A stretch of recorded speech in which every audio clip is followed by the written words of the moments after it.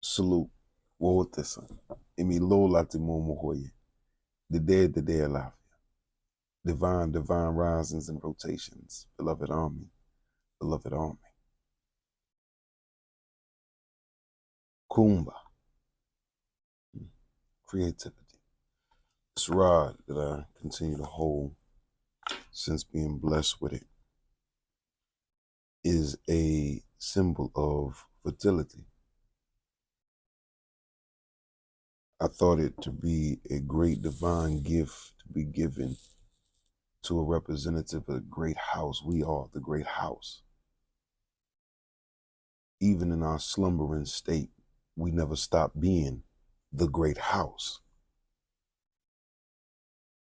You know, you ever see those establishments where they shut them down because ain't no activity in them for a long time, and then somebody comes forward and they refurbish it, they polish it up, and they bring it back to life. They snap it back to life. Well, that's what's happening to the great house in this moment. The house that our ancestral selves built is being snapped back to life. It's being rejuvenated. It's being reborn. It's doing what the Bennu bird does consistently. It's renewing itself.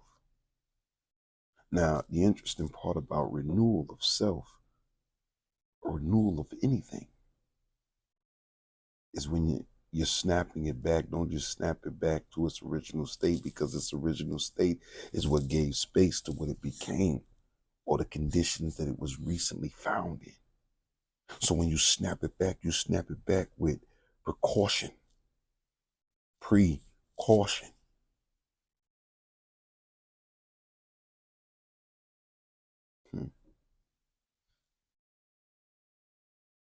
To seal off the holes that may have previously been there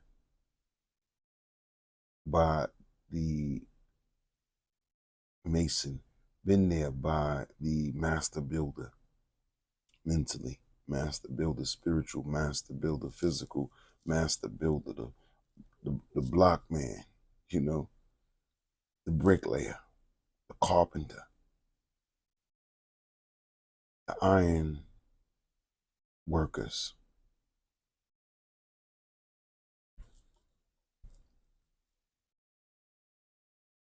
Kuumba, creativity and fertility are synonymous.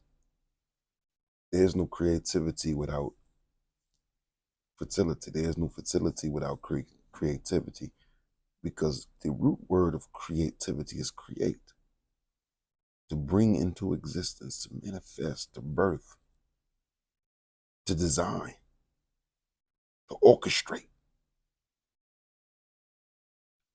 And mentally, we must have fertility in order to orchestrate something. When you only think masculine, when you only do masculine, may this be men or women, because humans retain a balance of masculine, feminine, masculine. Feminine will always come before masculine, because feminine is a creative force. Masculine is the stabilizing force, almost in the shin of what we call the Ankh. The Ankh is actually two pieces. One is the feminine qualities of the creative qualities. Even in the testicles of man is the fallopian tubes of the woman. The creative qualities, the manifestation qualities. And then the other is the stabilizer, that rod that many people interpret as the phallus, but it's far deeper than that. It's the stabilizer. Just as well as your spine is what the Bibles and Quran spoke of when Musa transformed his rod, his staff. That rod, that staff that manifested into snakes, serpents. Your spine, the serpents of this world, are a symbolization of the representation of your spine. That's why the shape is very much similar. The movement is very much similar. And that's the tree of life. Your spine is the tree of life. Of course, a tangible physical version of it, because the tree of life extends itself far deeper than tangibleness. But it's the tangible tree of life. And so remember that in order to be creative, you have to understand your connection to your feminine qualities. Now, I want you to get out of your bag of dysfunction and thinking that feminine qualities are the equivalent of what a woman is. No, a woman is just an extended physical version of a representation of what the feminine qualities are within everybody. As a man is the extended physical version of what masculinity is in everybody. But everyone has to have a balance of feminine, masculine in order to even live. The breaths we take in and the breaths we extend, feminine, masculine. The conversation, the reception and the delivery, feminine, masculine.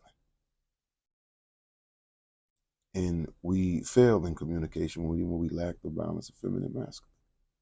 We fail in our relationships when we lack the balance of feminine, masculine. When we start saying this is a man's job and this is a woman's job, instead of saying we share in this job.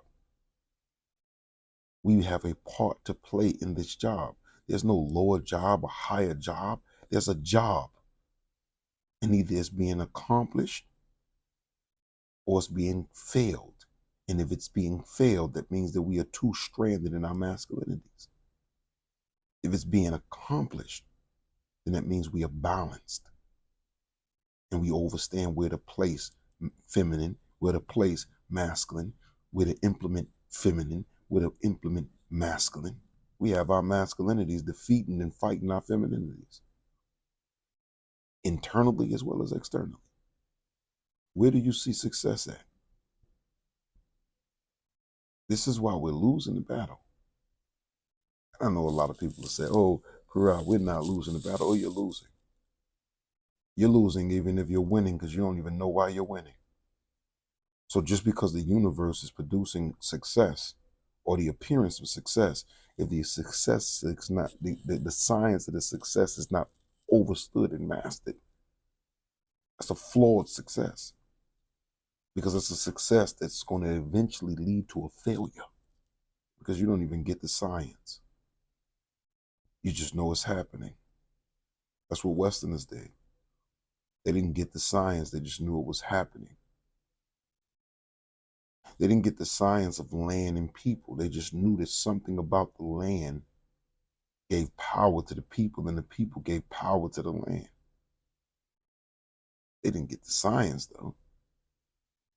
They understood it enough to remove us from the spaces, rename the spaces, repurpose the spaces, redirect the spaces, change the maps.